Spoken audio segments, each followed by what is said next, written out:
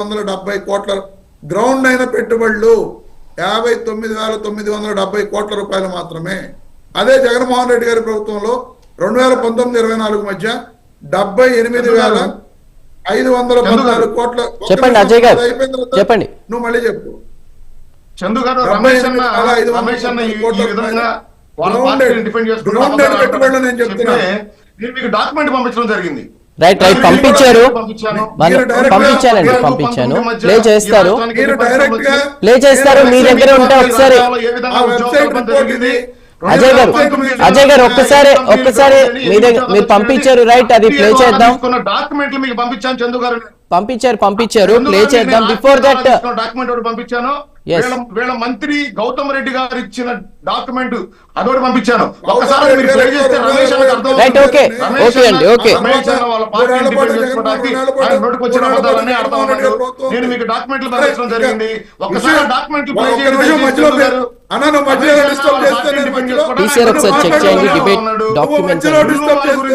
పవన్ కళ్యాణ్ గారు ఏదో అడ్డుపడ్డాడని చెబుతా ఉన్నారు. పవన్ కళ్యాణ్ గారు కేబినెట్ లో మాట్లాడింది లులు మాల్ ఆంధ్రప్రదేశ్ రావద్దని కాదు, దానికి ఇస్తున్న ప్లేస్ ని మార్చమని, అంతవరకే తప్ప ఇన్సెంటివ్స్ వద్దనో అసలు ఆ సంస్థకు పెట్టుబడులు పెట్టద్దనో పవన్ కళ్యాణ్ గారు ఎక్కడా మాట్లాడలేదు. ఆ స్థలం కేటాయింపు గురించి మాత్రమే కేబినెట్ లో డిస్కషన్ జరిగింది. అది రమేష్ గారు అజయ్ గారు మళ్ళీ మీరు మాట్లాడుతారు కానీ ఒక్క నిమిషం. మీరు ఏదైతే చెప్తా ఉన్నారో ఎంఎస్ఎంఈ ప్రాజెక్టులని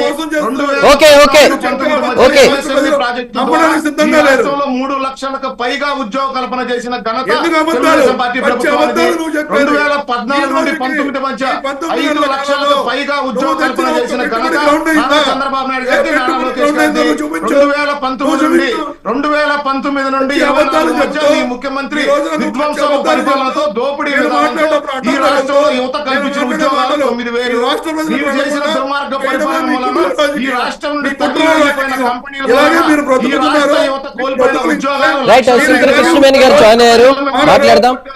బండకేసి బాధారు. ప్రతిపక్ష హోదా లేదు. ఈ రోజు మాట్లాడుతున్న మాటలు కావచ్చు, రాష్ట్ర ప్రజలు చూసి నవ్వుతున్నారు, సిగ్గుపడతా ఉన్నారు.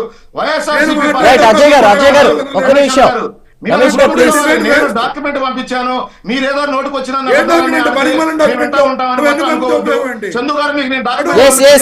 అజయ్ గారు ప్లే చేస్తారు. బిఫోర్ దట్ ఒక్కసారి కృష్ణవేణి గారితో మాట్లాడదాం. రమేష్ గారు ఒక్క నిమిషం, అండ్ అజయ్ గారు ప్లీజ్ ఒక్క నిమిషం. కృష్ణవేణి గారు జాయిన్ అయ్యారు. కృష్ణవేణి గారు, ఏపీ నుంచి పరిశ్రమలు తరలిపోతున్నాయా? ఆర్బీఐ నివేదికలే తేటతెల్లం చేస్తున్నాయా? ఒక డేట్ కూడా మెన్షన్ చేశారు. అతను మాట్లాడలేడు. నెక్స్ట్ టైం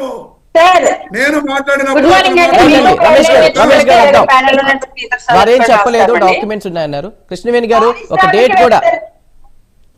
డేట్ కూడా మెన్షన్ చేశారు. డిసెంబర్ 2025 డిసెంబర్ 11లో కూడా ఆర్బీఐ నివేదికను బేస్ చేసుకుని నిన్న మాజీ సీఎం జగన్మోహన్ రెడ్డి గారు మాట్లాడారు. ఏపీ నుంచి పరిశ్రమలు భారీగా తరలిపోతున్నట్లు కూడా ఈ నివేదికే తేడతెల్లం చేసినట్లు కూడా ఆయన వ్యాఖ్యలు ఉన్నాయి. దానిపై మీరేమంటారు? ఎవరి పాలనలో ఏపీ అభివృద్ధి చెందింది లేదా పరిశ్రమలు భారీగా వచ్చాయి?